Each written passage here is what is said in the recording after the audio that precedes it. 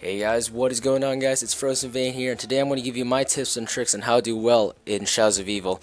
Now, I'm basically going to tell you guys all the things that I did and why I learned to do well in Shadows of Evil and got into pretty decent rounds. Round 34 right here is probably my highest, I think. I don't know for sure, but yeah, I don't know if this will work well in co-op, but I don't know if these tips will work well in co-op, but anyways, let's just get into it. Alright, so the first thing you want to do is to get everything done. That means the rituals, the swords, just get all that done before rounds. Between rounds 10 through 20, I would say, is the maximum amount. Now, the rituals are quite easy. I won't be explaining in full detail how to get these rituals. You can find videos all over the damn place now. So, yeah, I mean, like, just do the rituals in whatever order you want. I personally go for this one, which is the easiest one. Then I go for the one that has Jug in it, and then go on from there. And I suggest you do these before rounds 5 through 8 because the Margwa spawns every 2 rituals and it's really easy to kill him between these rounds. Make sure you keep a zombie and you should be set by round 8. Now the next step is getting the shield and the sword. Now the shield is pretty easy to get. I wouldn't really worry about it as much, but it's really useful. There'll be videos all over the place, like I said before, of building the shield, but the sword is probably one of the hardest. So the sword, you have to go to the tram, you gotta watch these symbols, you gotta go into the rift, go into the beast, and then plug those symbols in, zap the symbols, I mean. Then you get these eggs, basically, and then you go out and you place them on these statues, and then you fill them up by killing zombies. It's very similar to the Origins boxes where you have to kill zombies nearby, but this is quite difficult because the placement of these are really tight corners, and it can be quite difficult when the Margwa spawns. It gets really hectic, and like I said, I suggest you doing this between like the early teen rounds, where it's not as like where you have time and your bullets do a lot of damage, quite some. I recommend using a shotgun because like the Haymaker or the Karam. Now the Haymaker is probably the best option, I think, because it one-shots on round 12 or whatever, and by no time you should have the swords done. And the swords are really powerful. I highly recommend you use them almost all the time, or if you're in a very sticky situation. And I guess this goes also for the shield and the gumballs and all that. Make sure you utilize everything to your advantage. Use the gumballs if you need to. Use the if you have in plain sight. Use it if you're in a pinch. Use all of it. Use everything, basically everything to your advantage, and make sure you get everything done. And yeah, let's get into my perk recommendations. Now, as for perks, obviously Jug and Quick Revive are an essential for solo zombieing.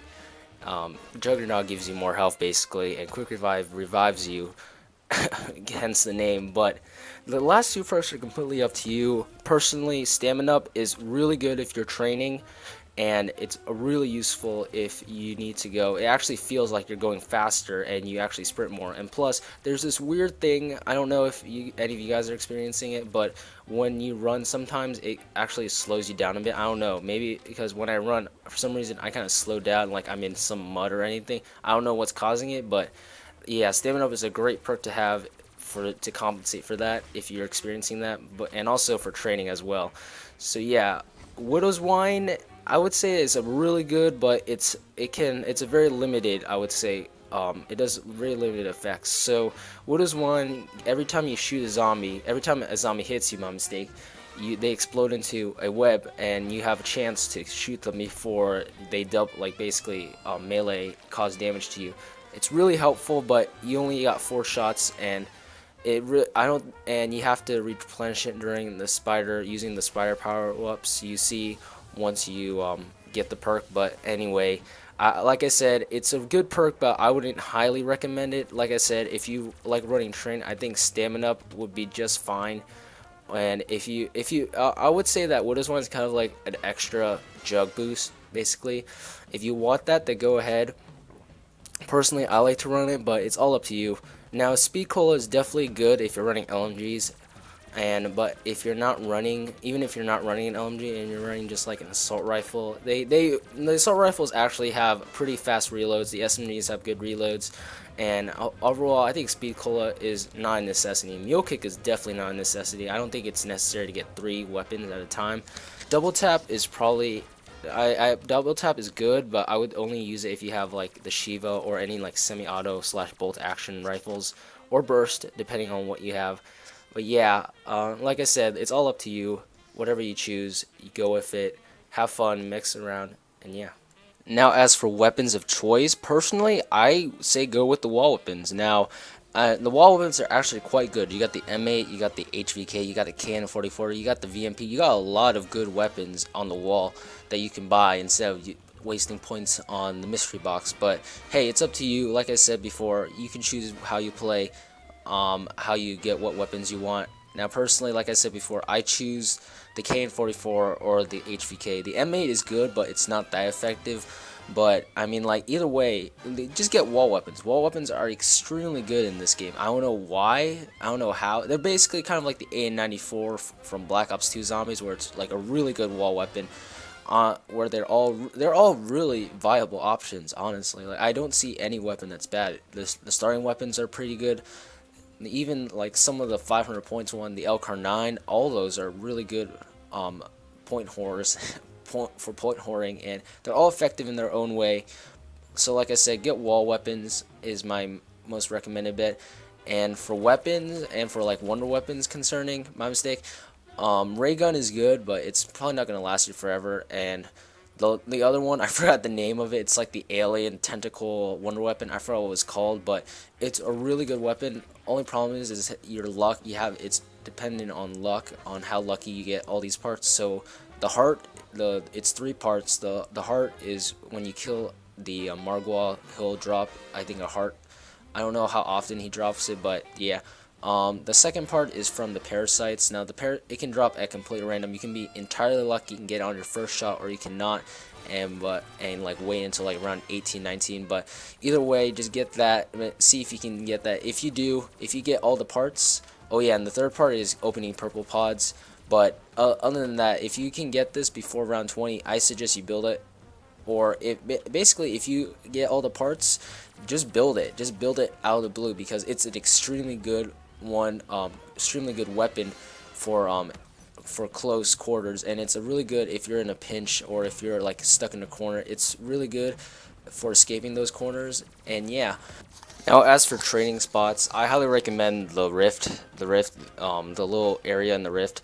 It's really good. It's probably the best training option, the best training area there is. Make sure you use it. It's really good, and you should use it.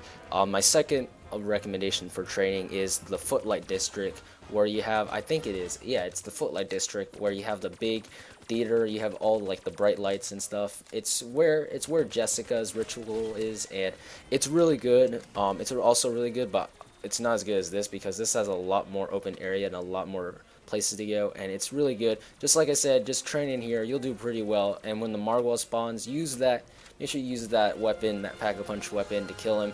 And it's not that bad. It's really not that bad, and it's quite easy to train the Margwal as well, so don't worry as much. But like I said before, make sure you use everything your potential. Use the shield, use the sword, use everything to your advantage. Like, the sword is really useful for also killing the Margwal, like you see here. Oh my god, I did not know how to do that, but I mean, like, it's really good. And like, if you're out of ammo, use all of those equipment. Use trip mines, use grenades, use gumballs, and you should be set. And also, as a tip for you guys, if you go down, don't give up. Try to find the solution to the problem, which is, if you went down, you lost all your perks, or you probably need more time now to get all the part stuff if you need to. What you're gonna do? How are you gonna get all the perks? How are you gonna get all the stuff back and get back into the action just like you did before you went down? And it's a great way to get back to used to zombies, and it's also a great way to become a better zombies player, because good zombies players know how to recover from a down and from basically a downfall of any type of situation, like getting almost killed by the Margwal, facing like 4 Margwals or whatever, if that even is possible.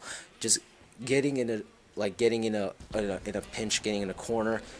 Good zombie players know how to go through all these sticky situations, get out of these sticky situations, and come home free. That's what people like the relaxing end do. Even though they're in a sticky situation, they know how to finish up and recover. So yeah. So those are all the tips and tricks that I have for you guys, and thank you guys for watching. Hopefully you guys enjoyed it. And also, before I go, I'd like to thank for the 400 subscribers. I think it's a big milestone for me. I don't know about you, but 400 is a big, it's been like 3 years since I started my YouTube channel, and I'm already at 400. I honestly never thought it would be this big. But anyways, hopefully you guys enjoyed. Follow these tips and you'll do well. And anyways, I'll see you guys later. Peace.